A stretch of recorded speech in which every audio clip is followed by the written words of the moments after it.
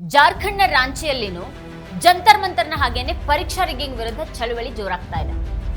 ಜಾರ್ಖಂಡ್ ಸಾರ್ವಜನಿಕ ಸೇವಾ ಆಯೋಗದ ಭ್ರಷ್ಟ ಮುಖ ಮತ್ತೊಮ್ಮೆ ಬಯಲಾಗ್ತಾ ಇದೆ. ಆಯೋಗ ಸರಿಯಾಗಿ ಪರೀಕ್ಷೆಗಳನ್ನ ನಡೆಸೋದಕ್ಕೆ ಸಾಧ್ಯ ಆಗದೇ ಇದ್ರೆ ಅದ್ರ ವಿರುದ್ಧದ ಸಣ್ಣದೊಂದು ಅನುಮಾನವೂ ಕೂಡ ಸಮರ್ಥನೀಯ ಅಂತಾನೆ ಕಾಣುತ್ತೆ.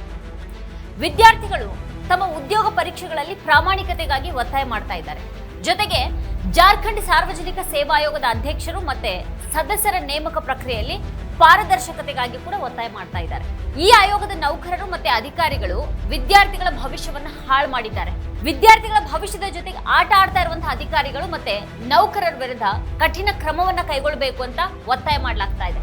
ಜಾರ್ಖಂಡ್ನಲ್ಲಿ ಈ ಆಯೋಗ ಮತ್ತೆ ಸಿಬ್ಬಂದಿ ಆಯ್ಕೆ ವಿರುದ್ಧ ಪ್ರತಿಭಟನೆಗಳು ನಡೀತಾ ಇರೋದು ಇದೇ ಮೊದಲೇನಲ್ಲ. ಬಿಜೆಪಿ ಸರ್ಕಾರದ ಅವಧಿಯಲ್ಲಿಯೂ ಕೂಡ ಜಾರ್ಖಂಡ್ನಲ್ಲಿ ಹಲವಾರು ಪ್ರತಿಭಟನೆಗಳು ನಡೆದಿವೆ. ಇದನ್ನ ನೋಡಿದಂತ ಹೇಮಂತ್ ಸೊರೇನ್ ಸರ್ಕಾರ ಆಯೋಗವನ್ನ ಸುಧಾರಿಸಬೇಕಾಗಿತ್ತು. ಅಧ್ಯಕ್ಷರ ನೇಮಕಾತಿ ಮತ್ತೆ ಅದರ ಪ್ರಕ್ರಿಯೆಯಲ್ಲಿ ಪಾರದರ್ಶಕತೆ ಕುರಿತ ಬೇಡಿಕೆ ಸಂಪೂರ್ಣ ಸಮರ್ಥನೀಯಾಗಿದೆ. ಈಗ ಸರ್ಕಾರ ಅಧ್ಯಕ್ಷರಾಗಿ ಯಾರನ್ನ ನೇಮಿಸುತ್ತೆ ಮತ್ತೆ ಅವ್ರು ಏನ್ ಮಾಡ್ತಾರೆ ಅನ್ನೋದನ್ನ ಬಹಿರಂಗಪಡಿಸಬೇಕಾಗಿದೆ. ಮೋದಿ ಸರ್ಕಾರ ಪರೀಕ್ಷೆಗಳನ್ನು ನಡೆಸೋದಕ್ಕೆ ಎನ್ಟಿಎನ್ನ ರಚನೆ ಮಾಡಿತು. ಅದರ ಮುಖ್ಯಸ್ಥರಾಗಿ ನೇಮಕಗೊಂಡಂತಹ ಪಿಕೆ ಜೋಶಿ 20 ವರ್ಷಗಳ ವೃತ್ತಿ ಜೀವನದಲ್ಲಿ ಸುಮಾರು 13 ಪ್ರಮುಖ ವಿವಾದಗಳು ನಡೆದಿವೆ. ಪ್ರಶ್ನೆ ಪತ್ರಿಕೆ ಸೋರಿಕೆಯಲ್ಲೂ ಕೂಡ ಅವ್ರ ಹೆಸರು ಬರುತ್ತೆ. ಅದರ ಹೊರತಾಗಿಯೂ ಕೂಡ ಅವರ ವಿರುದ್ಧ ಯಾವುದೇ ಕ್ರಮ ಜರುಗಲಿಲ್ಲ. ಬದಲಿಗೆ ಅವ್ರು ಬಡ್ತಿಯ ಮೇಲೆ ಬಡ್ತಿ ಪಡಿತಾನೆ ಇದ್ರು.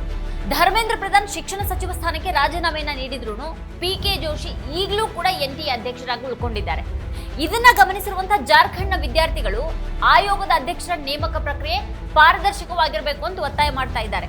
ಆಯೋಗದ ಬಗ್ಗೆ ವಿದ್ಯಾರ್ಥಿಗಳಲ್ಲಿ ಹತಾಶೆ ಇದೆ. ಮತ್ತೆ ಈ ಹತಾಶೆ ಕೇವಲ ಈ ವರ್ಷದ ಪರೀಕ್ಷೆಯ ಕಾರಣದಿಂದ ಬಂದಿದ್ದಲ್ಲ. ಅದು ಹಲವು ವರ್ಷಗಳಿಂದ ಜಾರ್ಖಂಡ್ನ ಯುವಕರಲ್ಲಿ ಉಳ್ಕೊಂಡಿದೆ.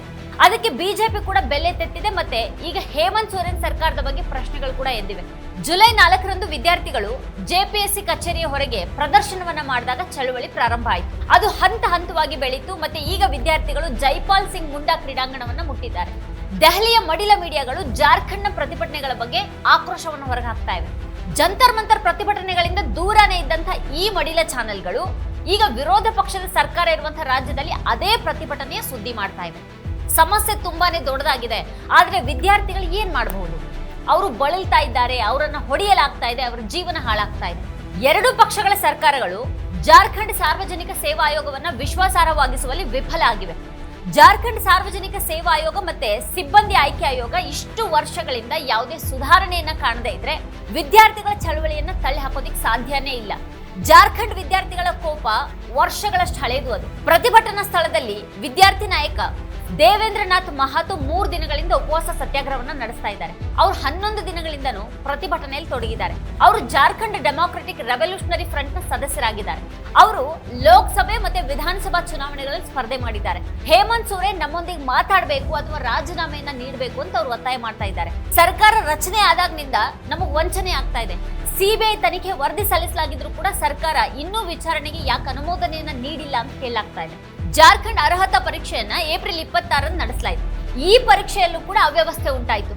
2 ವಿಷಯಗಳ ಪ್ರಶ್ನೆ ಪತ್ರಿಕೆಗಳನ್ನ ರಾಂಚಿ ಮತ್ತೆ ಬೋಕಾರೋದಲ್ಲಿನ ಕೇಂದ್ರಗಳಿಗೆ ಸಾಕಷ್ಟು ಸಂಖ್ಯೆಯಲ್ಲಿ ತಲುಪಿದ್ದವುಗಳ ಮುದ್ರಣ ಕೂಡ ತುಂಬಾನೇ ಕಳಪೆಯಾಗಿತ್ತು. ಅವುಗಳನ್ನ ಓದೋದಿಕ್ಕೂ ಕೂಡ ಸಾಧ್ಯ ಆಗ್ಲಿಲ್ಲ. 2 ವಿಷಯಗಳ ಪರೀಕ್ಷೆಗಳನ್ನ ರದ್ದುಗೊಳಿಸೋದಕ್ಕೆ ಒತ್ತಾಯ ಮಾಡಲಾಯಿತು. ನೇಹಾ ಬೋರಾ ಮತ್ತೆ ಅವ್ರ ವಿದ್ಯಾರ್ಥಿ ಸಂಘಟನೆ ಐಸಾ ಕಡೆಯಿಂದ ಈ ಚಳವಳಿಗೆ ಬೆಂಬಲ ವ್ಯಕ್ತ ಆಗಿದೆ. ಸಿಜೆಪಿ ಕೂಡ ಬೆಂಬಲಿಸಿದೆ. ಜಾರ್ಖಂಡ್ ವಿದ್ಯಾರ್ಥಿಗಳು ಬಿಜೆಪಿ ಸರ್ಕಾರ ಇರೋವಾಗ್ಲೂ ಕೂಡ ಪ್ರತಿಭಟನೆಯನ್ನು ನಡೆಸಿದ್ದಾರೆ. ಮತ್ತೆ ಹೇಮಂತ್ ಸೊರೇನ್ ಸರ್ಕಾರದ ಅವಧಿಯಲ್ಲೂ ಕೂಡ ಪ್ರತಿಭಟನೆಯನ್ನ ಮುಂದುವರೆಸಿದ್ದಾರೆ. ಸರ್ಕಾರಗಳು ಬದಲಾಗ್ತಾ ಇವೆ, ಆದ್ರೆ ಇನ್ನೂ ಕೂಡ ಈ ಆಯೋಗಗಳ ಕಾರ್ಯನಿರ್ವಹಣೆಯಲ್ಲಿ ಯಾವುದೇ ಬದಲಾವಣೆ ಆಗಿಲ್ಲ. ರಾಜ್ಯ ಸರ್ಕಾರ ದೆಹಲಿ ಪೊಲೀಸರಾಗೆ ವಿದ್ಯಾರ್ಥಿಗಳ ವಿರುದ್ಧ ಇನ್ನೂ ಕ್ರೂರ ಕೃತ್ಯವನ್ನ ಎಸಗಿಲ್ಲ. ಜಾರ್ಖಂಡ್ ಸಿಐಡಿ ತಂಡ ರಾಂಚಿ, ಪಲಾಮು, ಹಜಾರಿಬಾಗ್, ಬೊಕಾರೋ ಮತ್ತೆ ಧನ್ಬಾದ್ ಜಿಲ್ಲೆಗಳಲ್ಲಿ ಹಲವಾರು ಸ್ಥಳಗಳ ಮೇಲೆ ದಾಳಿಯನ್ನ ನಡೆಸಿದೆ. ಮತ್ತೆ 10ಕ್ಕೂ ಹೆಚ್ಚು ಜನರನ್ನ ಅರೆಸ್ಟ್ ಮಾಡಲಾಗಿದೆ. ಅವರಲ್ಲಿ ಅಭಯ್ ತಿವಾರಿ ಅನ್ನುವಂಥ ವ್ಯಕ್ತಿಯು ಸೇರಿದ್ದು. ಆತನೊಬ್ಬನೇ 10ಕ್ಕೂ ಹೆಚ್ಚು ಕೇಂದ್ರ ಮತ್ತೆ ರಾಜ್ಯ ಪರೀಕ್ಷೆಗಳಲ್ಲಿ ಪಾಸ್ ಆಗಿರೋದ್ರ ಬಗ್ಗೆ ಹೇಳಲಾಗ್ತಾ ಇದೆ. ಆತನನ್ನ ಆಪಾದಿತ ಮಾಸ್ಟರ್ ಮೈಂಡ್ ಅಂತ ಕರೆಯಲಾಗ್ತಾ ಇದೆ. ಅಭಯ್ ತಿವಾರಿ ಬಂಧನದ ಕುರಿತ ವರದಿಯ ಕ್ಲಿಪ್ಪಿಂಗ್ ಅನ್ನ ಜಾರ್ಖಂಡ್ ಮುಕ್ತಿ ಮೋರ್ಚಾ ಕೂಡ ಟ್ವೀಟ್ ಮಾಡಿದೆ. ಹೇಮಂತ್ ಸೊರೇನ್ ಅವರ ಪಕ್ಷದ ನಾಯಕ ಮನೋಜ್ ಪಾಂಡೆ ತಮ್ಮ ಸರ್ಕಾರ ನ್ಯಾಯ ಒದಗಿಸುತ್ತೆ ಅಂತ ಹೇಳಿದ್ದಾರೆ. ತಿವಾರಿ ಜೆಪಿಎಸ್ಸಿ ಪರೀಕ್ಷೆಗಳನ್ನ ನಡೆಸುವಂತಹ ಸಂಸ್ಥೆಯಾದ ಟಿಡಿಪಿಎಲ್ ನಲ್ಲಿ ಮಾರ್ಕೆಟಿಂಗ್ ಮ್ಯಾನೇಜರ್ ಆಗಿದ್ರು ಅಂತ ವರದಿಯಾಗಿದೆ.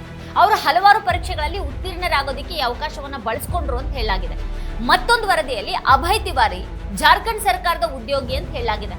ಬಂಧಿತ ಮತ್ತೊಬ್ಬ ಪ್ರಮುಖ ವ್ಯಕ್ತಿ ಸುಮನ್ ಸೌರಭ್ ಕೂಡ ಪರೀಕ್ಷೆಯಲ್ಲಿ ಪಾಸ್ ಆಗಿರುವುದಾಗಿ ಹೇಳಲಾಗಿದೆ. ಆತ ಕೆಲ ತಪ್ಪುಗಳನ್ನ ಒಪ್ಪಿಕೊಂಡಿದ್ದಾಗ ಹೇಳಲಾಗಿದೆ. ಬೊಕಾರೋ ನಿವಾಸಿ ಸನತ್ ಪ್ರಕಾಶ್ ಅನ್ನೋರನ್ನ ಅಭಯ್ ತಿವಾರಿಗೆ ಆಪ್ತ ಅಂತ ಹೇಳಲಾಗ್ತಾ ಇದೆ. ಸಿಐಡಿ ತಂಡ ರಾಂಚಿಯ ಲಾಲ್ಪುರದಲ್ಲಿರುವಂತಹ ಪತಂಜಲಿ ಅಕಾಡೆಮಿಯ ಕೋಚಿಂಗ್ ಸಂಸ್ಥೆಯ ಆವರಣ ಮತ್ತೆ ಅದರ ನಿರ್ವಾಹಕ ಸಂಜಿತ್ ನಿವಾಸದ ಮೇಲೂ ಕೂಡ ದಾಳಿಯನ್ನ ನಡೆಸಿದೆ. ವಿದ್ಯಾರ್ಥಿಗಳು ಸಿಬಿಐ ಮತ್ತೆ ಇಡಿ ತನಿಖೆಯನ್ನ ನಡೆಸಬೇಕು ಮತ್ತೆ ವಿಚಾರಣೆಯನ್ನ ತ್ವರಿತ ನ್ಯಾಯಾಲಯದಲ್ಲಿ ನಡೆಸಬೇಕು ಅಂತ ಒತ್ತಾಯ ಮಾಡ್ತಾ ಇದ್ದಾರೆ. ಮುಖ್ಯಮಂತ್ರಿ ಹೇಮಂತ್ ಸೋರೆನ್ ವಿದ್ಯಾರ್ಥಿಗಳಿಗೆ ನ್ಯಾಯ ಸಿಗುತ್ತೆ ಅಂತ ಹೇಳಿದ್ದಾರೆ. ಕಾನೂನು ಮತ್ತೆ ಸಾಂವಿಧಾನಿಕ ಪ್ರಕ್ರಿಯೆ ಪ್ರಕಾರ ಸೂಕ್ತ ಕ್ರಮವನ್ನು ಕೈಗೊಳ್ಳಲಾಗುವುದು ಅಂತ ಅವರು ಹೇಳಿದ್ದಾರೆ. ಹಾಗಾದ್ರೆ ಸೋರೆನ್ ಸಿಬಿಐ ತನಿಖೆಗೆ ಆದೇಶವನ್ನ ನೀಡಲಿದ್ದಾರೆ. ಅವರು ಈಗಾಗಲೇ ಎಲ್ಲಾ ಪರೀಕ್ಷೆಗಳನ್ನ ರದ್ದುಗೊಳಿಸೋದಕ್ಕೆ ನಿರ್ಧಾರ ಮಾಡಿದ್ದಾರೆ. ಜಾರ್ಖಂಡ್ ಸರ್ಕಾರ ಈಗ ಕೋಚಿಂಗ್ ಮಾಫಿಯಾ ಜಾಲವನ್ನ ಕಿತ್ತು ಹಾಕಲಾಗ್ತಾ ಇದೆ ಅಂತ ತೋರಿಸೋದಕ್ಕೆ ಬಯಸ್ತಾ ಇದೆ. ಈ ಹಗರಣದಲ್ಲಿ ಭಾಗಿಯಾಗಿರುವಂತಹ ಎಲ್ಲರನ್ನು ಕೂಡ ಅರೆಸ್ಟ್ ಮಾಡಲಾಗ್ತಾ ಇದೆ. ಇದನ್ನ ಮೊದಲೇ ಯಾಕೆ ಮಾಡಲಿಲ್ಲ? ಪರೀಕ್ಷಾ ರಿಗ್ಗಿಂಗ್ ವ್ಯಾಪಕವಾಗಿದೆ ಅಂತ ಸರ್ಕಾರಕ್ಕೆ ಗೊತ್ತಿರಲಿಲ್ವಾ ಅನ್ನೋದು ಈಗ ಪ್ರಶ್ನೆ ಇರುವಂತದ್ದು. ವಿದ್ಯಾರ್ಥಿಗಳ ಜೀವನ ಹಾಳಾಗಿದೆ. ಈಗ ಪ್ರತಿಭಟನೆಗಳು ತುಂಬಾನೇ ವ್ಯಾಪಕ ಆಗ್ತಾ ಇದೆ. ಹಾಗಾದ್ರೆ ಈ ಮಾಫಿಯಾ ಜಾಲ ಅದು ಹೇಗೆ ಬೆಳೆದಿದೆ? ಸರ್ಕಾರದ ಕ್ರಮದಿಂದ ವಿದ್ಯಾರ್ಥಿಗಳು ತೃಪ್ತರಾಗಿಲ್ಲ. ವರದಿಯ ಪ್ರಕಾರ ರಾಜ್ಯ ಸರ್ಕಾರ ವಿದ್ಯಾರ್ಥಿಗಳ ಜೊತೆಗೆ ಮಾತಾಡೋದಕ್ಕೆ ಒಪ್ಕೊಂಡಿದೆ. ಅದಕ್ಕಾಗಿ ಸರ್ಕಾರ ಒಂದು ಸಮಿತಿಯನ್ನು ಕೂಡ ರಚನೆ ಮಾಡೋದಕ್ಕೆ ಯೋಜಿಸ್ತಾ ಇದೆ. ಇನ್ನು ಈ ಸಮಿತಿ ಶೀಘ್ರದಲ್ಲೇನೆ ಪ್ರತಿಭಟನಾಕಾರರೊಂದಿಗೆ ಮಾತುಕತೆಯನ್ನ ನಡೆಸಲಿದೆ ಅಂತ ಹೇಳಲಾಗಿದೆ. ಪರೀಕ್ಷಾ ವ್ಯವಸ್ಥೆಯಲ್ಲಿ ಸುಧಾರಣೆಗಳು ಮತ್ತೆ ಅದರ ನಿಯಮಗಳಲ್ಲಿ ಬದಲಾವಣೆಗಳಿಗಾಗಿ ವಿದ್ಯಾರ್ಥಿಗಳು ಹಲವಾರು ಬೇಡಿಕೆಗಳನ್ನು ಇಟ್ಟಿದ್ದಾರೆ. ಸರ್ಕಾರ ಹೇಗೆ ಸ್ಪಂದಿಸುತ್ತೆ ಅನ್ನೋದನ್ನ ಕಾದು ನೋಡಬೇಕಾಗಿದೆ. ವೀಕ್ಷಕರೇ, ಕುರಿತು ನಿಮ್ಗೆ ಏನ್ ಅನ್ಸುತ್ತೆ, ಏನ್ ಅಭಿಪ್ರಾಯ ಇದೆ ಅದನ್ನ ವಿಡಿಯೋ ಕೆಳಗಡೆ ಕಮೆಂಟ್ ಮಾಡಿ ನಮಗೆ ತಿಳಿಸಿ. ಇದೇ ಹೊತ್ತಿನ ಸ್ಪೆಷಲ್ ನೋಡ್ತಾ ಇರಿ ವಾರ್ತಾಭಾರತಿ. ನೀವಿನ್ನು ವಾರ್ತಾಭಾರತಿ ಯೂಟ್ಯೂಬ್ ಚಾನೆಲ್ ಅನ್ನ ಸಬ್ಸ್ಕ್ರೈಬ್ ಮಾಡಿಲ್ಲ ಅಂತ ಅಂದ್ರೆ ಈ ಕೂಡಲೇ ಸಬ್ಸ್ಕ್ರೈಬ್ ಮಾಡಿ, ಹಾಗೆ ಪಕ್ಕದಲ್ಲೇ ಇರುವಂತಹ ಬೆಲ್ ಐಕಾನ್ ಪ್ರೆಸ್ ಮಾಡಿ ನಮ್ಮನ್ನ ಪ್ರೋತ್ಸಾಹಿಸಿ.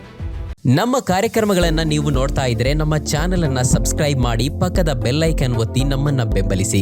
ಹಾಗೆ ನಮ್ಮ ಕಾರ್ಯಕ್ರಮಗಳನ್ನ ಲೈಕ್ ಮಾಡಿ, ಕಮೆಂಟ್ ಮಾಡಿ, ಅದನ್ನ ಬೇರೆಯವರಿಗೂ ವಾಟ್ಸ್ಆಪ್ ಮೂಲಕ ಶೇರ್ ಮಾಡಿ. ನೀವು ಹೀಗೆ ಮಾಡಿದಾಗ ನಮ್ಮ ಚಾನೆಲ್ ಇನ್ನಷ್ಟು ಮತ್ತಷ್ಟು ಜನರಿಗೆ ತಲುಪಲು ನೀವು ನಮ್ಮೊಂದಿಗೆ ಸಹಕರಿಸಿದ ಹಾಗಾಗುತ್ತೆ. ಇದು ನೀವು ಯಾವುದೇ ಖರ್ಚಿಲ್ಲದೆ ಕೆಲವೇ ಸೆಕೆಂಡುಗಳಲ್ಲಿ ನೀಡಬಹುದಾದ ಸಹಕಾರ. ಧನ್ಯವಾದಗಳು.